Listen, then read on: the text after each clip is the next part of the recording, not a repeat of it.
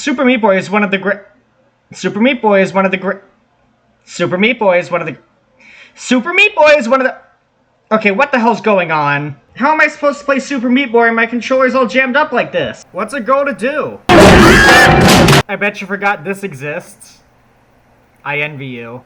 Y'all probably already know the story about Edmund McMillan leaving Team Meat, which is fine. I mean, they can make a good game without him. They don't specifically need him to be there. The problem with this game wasn't that he left. The problem with this game is the fact that it was meant to be a mobile game. And then for some reason, Team Meat decided it was suddenly the proper sequel to Super Meat Boy, even though that doesn't work at all. Super Meat Boy is a game known for its incredible controls, and you can't just take an auto-runner mobile game and then make that the sequel to Super Meat Boy, where you're barely in control of the character. I figured it would be a good time to talk about this game given the recent release of Super Meat Boy 3D, which I haven't played yet, but I've heard mixed things about, and the animation looks like Garten of Banban. Super Meat Boy Forever is actually not like that at all. The visual style of the game is very appealing, very well animated. It's well done in general. They had a lot of talented people working on this. Just the unfortunate thing is the actual game itself isn't fun to play, even though its superficial aspects are impressive. Although the music within the game is good, it becomes grating when you have to listen for it to the amounts of time the game demands of you. There's only so many times within 20 minutes I can hear this.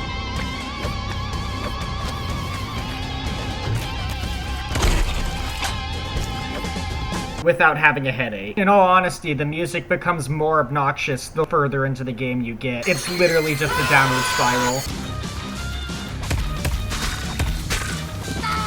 Ridiculon are great composers, but I think they're a little too prone to wailing away on electric guitars, to the point where it gets annoying, repetitive, and obnoxious to listen to. In fact, my favorite song in the game is from the light version of World 1, aptly titled Sex and Violins, because they mostly use a violin for it, and it sounds a lot better. There isn't any sex, though. That makes me sad. This first world does do a good job of showing you the ropes of the game, because it's bullshit. Or at least sometimes it is. Because here's the thing I neglected to mention up until this point. This game's randomly generated for some reason. Each section of each level was made by a person anyway, but they just made it so that the game just selects random chunks for each level. They're just in an assortment. Why not just have each chunk be selectable on its own from a menu? I mean, you don't have to play each level in a world in order to beat the world anyway. This game ain't an endless runner, and even if Team Meat intended that at any point in its development, they could have just made it so that these were selectable anyway, since it ended up not being one at the end of the day. And it being an autorunner in the first place is a disservice, since your character is right in the middle of the screen, and you don't have enough room to see on any side of you. I get the devs probably thought it would be the best idea, since you can reverse yourself by jumping off of walls or using certain power-ups, but if it always comes at the expense of not being able to see what's ahead of you in time, maybe you just shouldn't make the game at all. Or at least make it so that you're always headed in the same direction, and then you can just put your character on the consistent side of the screen, whichever direction that is. This camera thing actually gets worse when you're trying to beat the stages quickly in order to get A ranks and S ranks so you can play the Dark World stages, since the only way to go faster is to consistently punch, which also hurts your fingers, but it speeds you up and then just sends you flying into some obstacle you couldn't possibly have seen. And yeah, you heard that right, you can punch in this game, which is nice as an addition to Meat Boy's moveset, but the fact of the matter is, you still don't really feel like you have a full moveset since you can't stop running. It propels you through the air, which is nice, and you can punch a second time after hitting a target in the air, but the fact of the matter is sometimes the game will just make it so that you can't clear gaps without punches, and then you're just up to the will of the enemies for where they want to position themselves. Also, the fact that the game controls all with a single button and a joystick is completely horseshit, because it means that you punch by accident, you jump off walls by accident.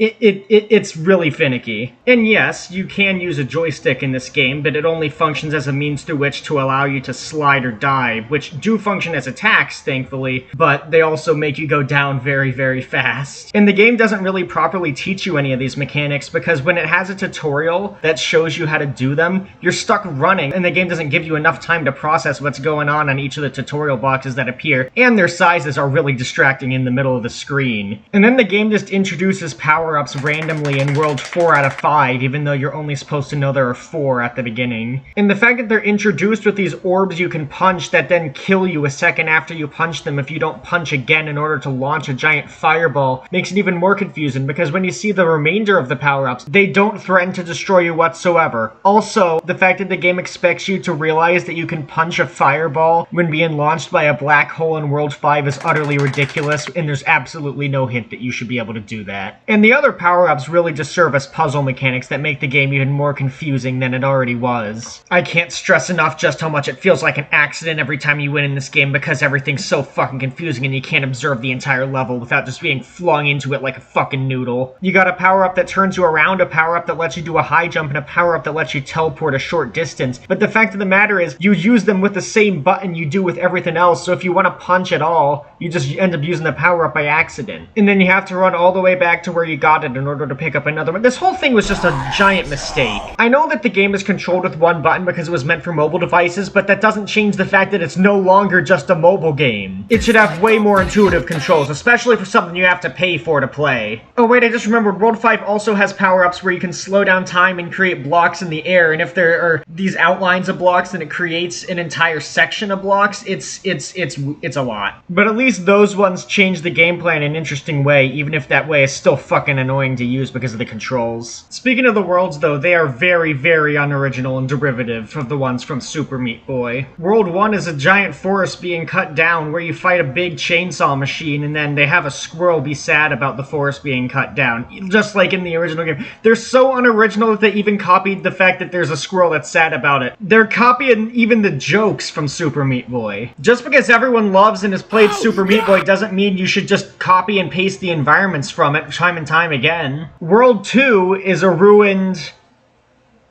clinic.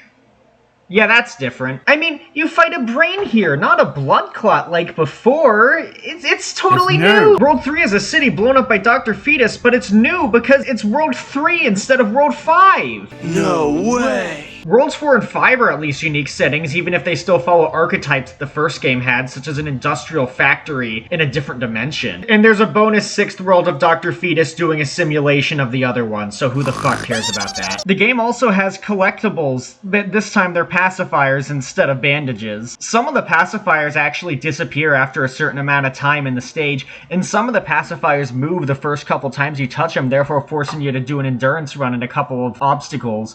And I actually think that's really cool. Genuinely, I think I'd really like this mechanic if the game itself wasn't so annoying to play. There's also a major issue with the fact that each playthrough of the game doesn't actually have enough bandages to help you unlock each character. Instead, after each playthrough, in order to get each character, you have to then start another playthrough on the same save file using a completely different seed and therefore a completely different layout, completely different levels that you haven't learned, placements of everything you need to collect, really. And getting enough pacifiers isn't actually all you need to do in order to unlock some of the characters. They each have specific requirements as well, such as winning a race against Brownie or beating some of the warp zones in a specific way. It's especially annoying because you can't actually fulfill the criteria and have it carry over between different playthroughs. In order to do it, you actually need to get as many pacifiers as is necessary and then fulfill the other criteria. You can't just fulfill it on a previous playthrough on the same save file for some reason. I don't know why it doesn't save that. It's really annoying. The game doesn't even give you a satisfying reason to do this because every character functions the same, except for Tofu Boy. He's the only character who functions differently, and he's actively worse than everyone else because he gets exhausted and slows down over time. The characters you unlocked in Super Meat Boy actually meant something, and not just because you could unlock them more easily just by getting a certain amount of bandages, but also because of the fact that they actually function differently from one another. And it was just really cool to unlock guest stars from other video games. Meanwhile, Super Meat Boy Forever doesn't do that, and instead it's just Meat Boy or Bandage Girl dressing up as some other character. Who the fuck cares about Mega Bandage or Little Meat? Who are these guys? I like Meat Sona though, he's pretty funny. I feel bad because it's clear a lot of love and care was put into this game with how well it's animated, the fact that the characters that you're playing as appear on the menu, the different music for each world map in Dark World, the animated menu, the funny transition of Meat Boy getting launched into the screen, the animations Dr. Fetus does at the end of each level, which are unique to each world. It's all really cool stuff, but it doesn't matter if the game isn't fun to play. The warp zones are all based on old games, games, and that actually just makes me feel worse because it makes me want to play those games instead of this one. Anyway, I haven't talked about the game's story yet, so let's go to that. So Meat Boy and Bandage Girl now have a daughter named Nugget, who Dr. Fetus kidnaps. Now they're after him. He attacks him with a new chainsaw robot that goes down in like 10 seconds, and then gets launched to a hospital, where he then... Wait, no, sorry, it was a clinic. Anyway, he sicks this psychic brain creature on them, which they then beat up, and then it turns out the squirrel that I mentioned earlier wasn't actually a one-off joke. I lied to you. He has a side plot. Yes, this is real, and it's very stupid. The squirrel dresses up like Solid Snake, and then the forest animals take the chainsaw robot and decide to go take revenge on Dr. Fetus. Meat Boy and Bandage Girl then break into Dr. Fetus's lab as the squirrel teams up with the brain to power the machine so they can help get their revenge together. After Meat Boy and Bandage Girl beat up Dr. Fetus, he drops a bunch of Meat Boy clones on them, which is unfortunate foreshadowing for something that would happen in the future. And then the squirrel and the brain and all the forest animals show up, and then Dr. Fetus just blows them up using the tank's self-destruct feature, which makes Nugget cry, and then Dr. Fetus uncharacteristically feels bad and tries to comfort her despite the fact that he's just been mad and abusing her throughout the entire game. But oh no, the squirrel is actually alive and then collapses on top of a button Dr. Fetus doesn't want him to press.